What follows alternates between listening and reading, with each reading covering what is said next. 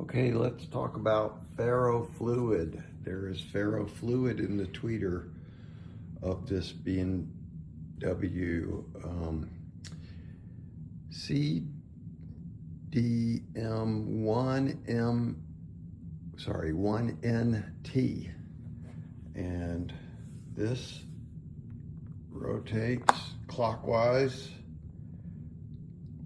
and the cover comes out. Here's the cover. It has these two little tabs. That is what you're rotating. All right. Then the tweeter itself just unhooks from there, and you can then remove the tweeter. All right, so tweeter coming out. All right, you will want to be careful not to dent in the front of your tweeter because it is very thin. Also, this is part of the magic of this tweeter, and it's a way that the sound out of the back gets totally removed. It's dampened and it goes down this tube, and then hopefully never to return again. Look at this. You will see this material, and that needs to go back in here. So I'm going to take this into my office and we're going to do the rest of this. Okay, so we were talking about this tube and how this material and the shape of the tube dampens all of the energy coming out of the back of the tweeter. And I'm just going to restuff this in here, and you might want a little bit coming out this side, but not so much that it jams anything up. All right.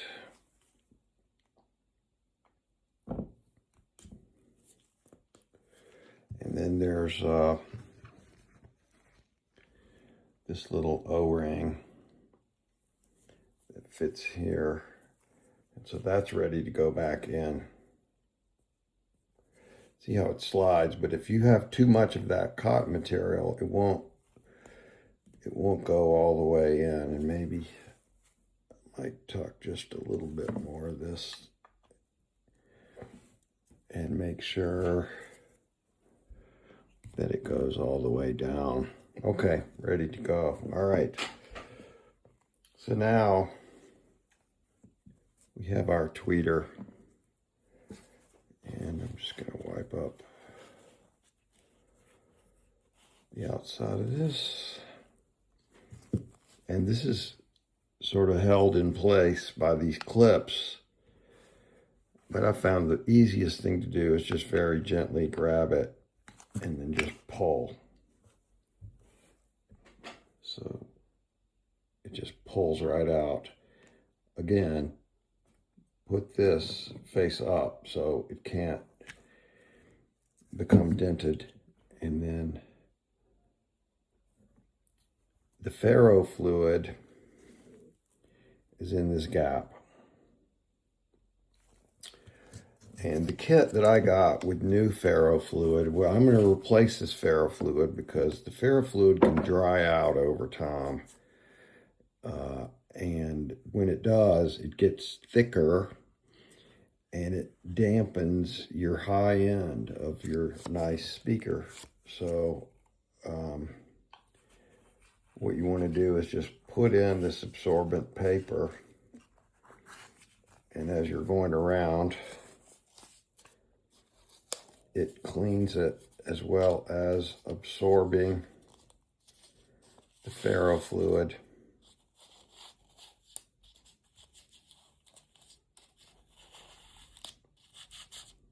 All right, still some in there because paper is still getting some. Let's see what it looks like this time. Yeah, very little left, so I think we're good. Now, the other thing is, if you want to do a really nice job of it, you can take a cotton swab and just get rid of any of the ferrofluid that's on the coil itself. And that you want to be very gently doing that. All right, now for the fun part, ferrofluid. And I ordered ferrofluid for a large speaker that can do both of these, plus maybe another speaker. And because it's magnetic, when you start tilting this in, it will make itself go right into the gap. I don't know if you can see that, but it's pouring right now, and it's pouring in there, and it's sucking itself right into the gap. And I'm just looking at that, and I'm going to see when it starts getting a little bit full.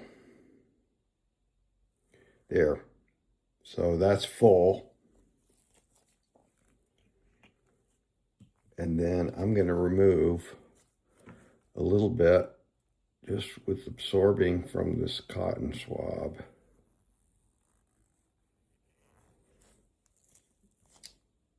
And that'll take what the excess was out.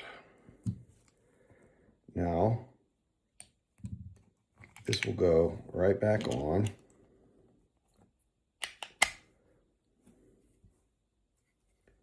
And in. And just to make sure I didn't overfill it and have a bunch extra in there, I'm going to take this out again.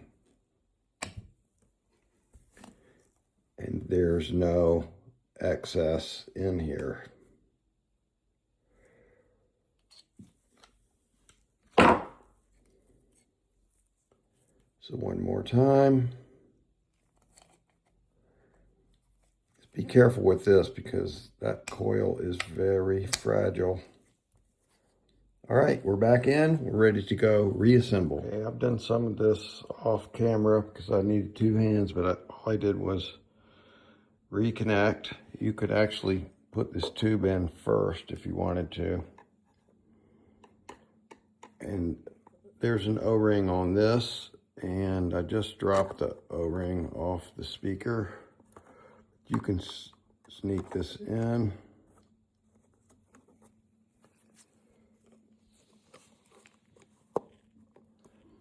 And I just heard it bottom out, so you're all ready for that. This O-ring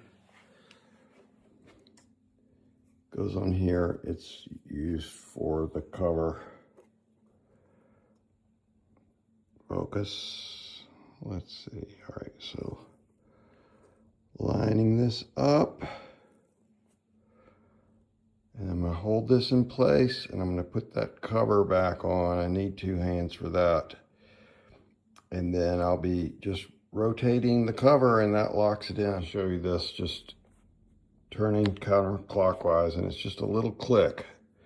You hear this click going counterclockwise again, and that's it. It's in there. And now if you want, you put your little grill back on and ready to test.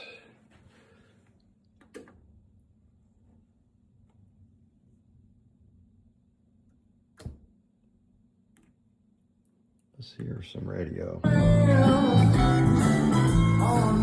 There we go.